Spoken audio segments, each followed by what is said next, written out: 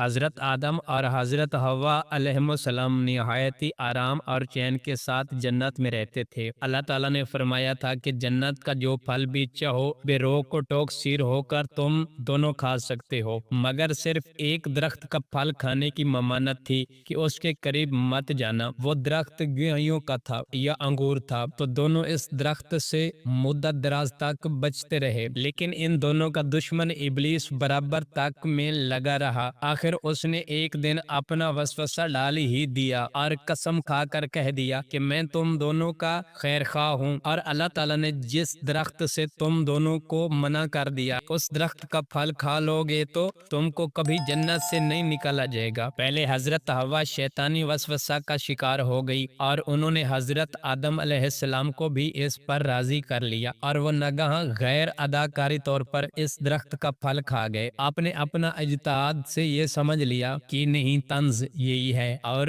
واقعی ہرگز نہیں، تحریمی نہیں تھی، ورنہ حضرت آدم علیہ السلام نبی ہوتے ہوئے ہرگز اس درخت کا پھل نہ کھاتے، کیونکہ نبی تو ہر گناہ سے معصوم ہوتا ہے۔ بہرحال حضرت آدم علیہ السلام سے اس سلسلہ میں اجتہادی خطا سرزد ہو گئی، اور اجتہادی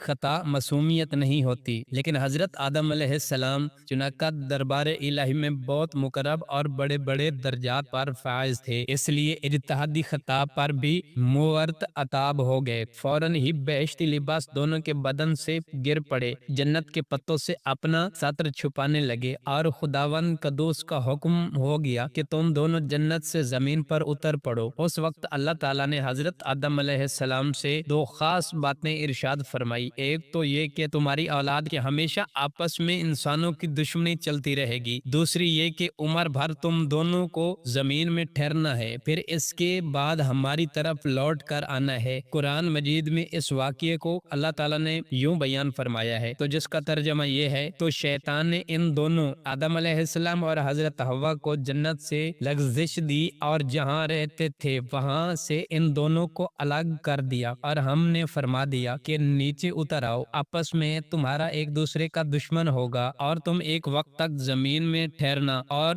فائدہ اٹھانا۔ تو اس تمام واقعہ سے جو درس ہدایت کا سبق ملتا ہے وہ یہ ہے کہ جو انسانوں میں مختلف وجوہات کی بنا پر دشمنیاں چل رہی ہیں، یہ کبھی ختم ہونے والی نہیں۔ کوششیں کرو کہ دنیا میں لوگوں کے درمیان عداوت اور دشمنی کا خاتمہ ہو جائے، مگر یہ حکم خداوند قدوس کے باعث ہے، اس لیے یہ عداوتیں کبھی ہرگز ختم نہ ہوں گی، کیونکہ کبھی ایک ملک دوسرے ملک کا دشمن ہوگا، کبھی مزدور اور سرمایہ دار میں دشمنی رہے گی، اور کبھی امیر و غریب کی عداوت زور پکڑے گی، کبھی مذہب و لسانی دشمنی رنگ لائے گی، تہذیب و تمدن کی بہمی ٹکراؤ کی دشمنی ابھرے گی، کبھی ایمانداروں اور بے ایمانوں کی عداوت رنگ لائے گی۔ الغرض دنیا میں انسانوں کی آپس میں عداوت و دشمنی کا بازار ہمیشہ ہی گرم رہے گا، اس لیے لوگوں کو اس سے رنجیدہ اور کبیدہ خاطر ہونے کی کوئی ضرورت ہی نہیں ہے، اور نہ اس عداوت اور دشمنی کو ختم کرنے کی تدبیر پر غور و خوض کر